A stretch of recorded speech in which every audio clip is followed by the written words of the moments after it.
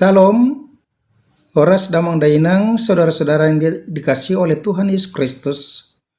Mari kita memuji Tuhan dengan bernyanyi dari buku Ende nomor 476 ayat 1.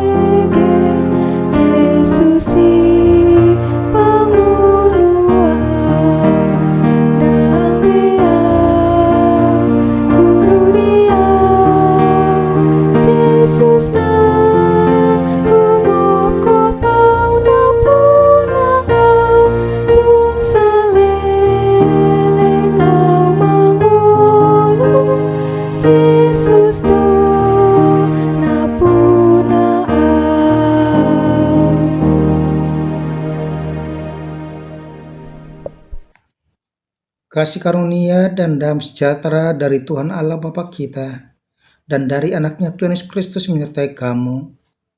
Amin.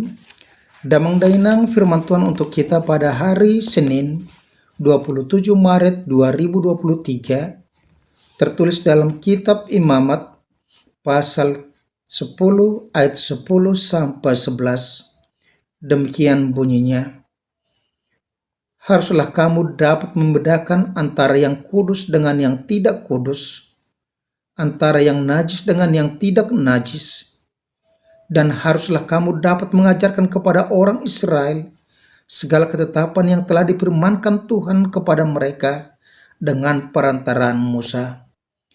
Asa torang di botohamu manurang nabadia sian narocam, dot naramun sian nagajing. Asa di botohamu huhut mengajar tualak Israel sude uhum akan niaturhon ni Jehovah tunasida marhite sian si Musa. Demikian pembacaan firman Tuhan.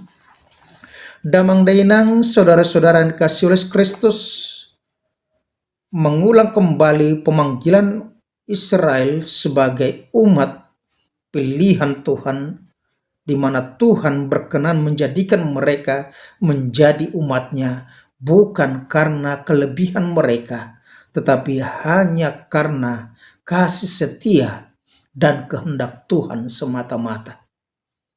Israel dipilih dari bangsa budak yang tidak mempunyai hak, tetapi hanya mempunyai kewajiban untuk bekerja untuk orang Mesir. Tetapi Tuhan telah memilih mereka dengan perantaraan Musa. Dan Musa membawa mereka menuju tanah perjanjian.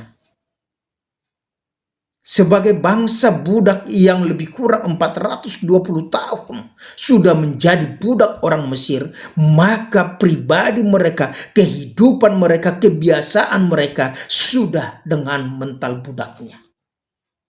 Yang kadang dia tidak mempunyai tanggung jawab, dia hanya pekerja yang hanya takut melihat tuannya, bukan dengan kesadarannya sendiri. Dan selama perjalanan dari keluaran Mesir sampai ke tanah perjanjian, Tuhan memberikan aturan-aturan kesucian kepada mereka, yang semuanya termaktub dalam kitab Imamat. Dan salah satu dikatakan pada firman Tuhan hari ini adalah kalau kita membaca ayat 8-11 al-ai mengatakan larangan tentang minuman keras bagi iman yang menyelenggarakan kebaktian.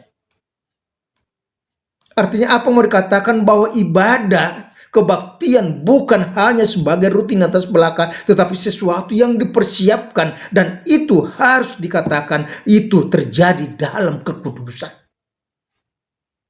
Itu sebabnya dalam setiap ibadah minggu kita selalu diingatkan dengan ucapan di dalam nama Allah Bapa dan nama anaknya Tuhan Yesus dan nama Roh Kudus yang menciptakan langit dan bumi.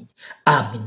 Ibadah itu dimulai bukan dalam nama orang, tetapi dalam nama Tuhan yang kudus. Oleh karena itu seorang pemimpin, seorang pelayan, dan seorang yang ikut hadir dalam ibadah, terutama para pelayan-pelayan dikatakan di situ, supaya mereka jangan meminum yang disebut dengan minuman keras yang memabukkan mereka. Dengan tujuan apa? Supaya mereka dapat dengan jelas membedakan yang baik dan yang buruk, yang najis dan yang kudus. Dan itu yang dikatakan di situ, di dalam kehidupan kita. Persiapkan hati, pikiranmu. Ketika kita dipanggil untuk ikut melayani, maka persiapkan, jaga perilaku kita. Jaga sikap hidup kita. Biarkan Roh Kudus yang bekerja dalam hati kita, dikatakan di situ tadi. Haruslah kamu dapat membedakan antara yang kudus dengan yang tidak kudus, antara yang najis dengan yang tidak najis.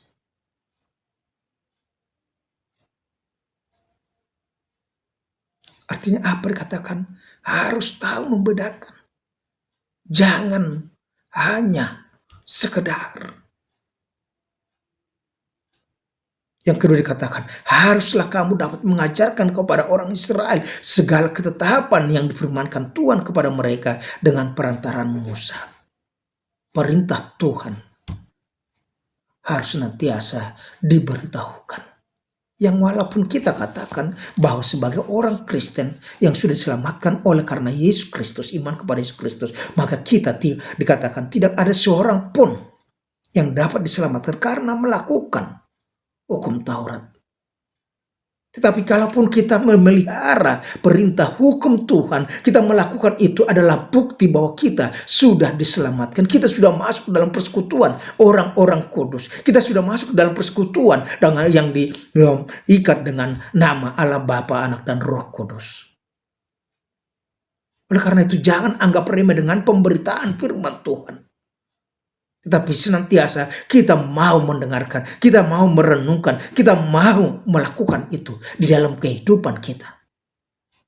Sehingga kita dapat membedakan mana yang baik, mana yang buruk, mana yang najis, mana yang tidak najis, mana yang kudus, mana yang tidak kudus di dalam kehidupan kita. Bukan samar-samar.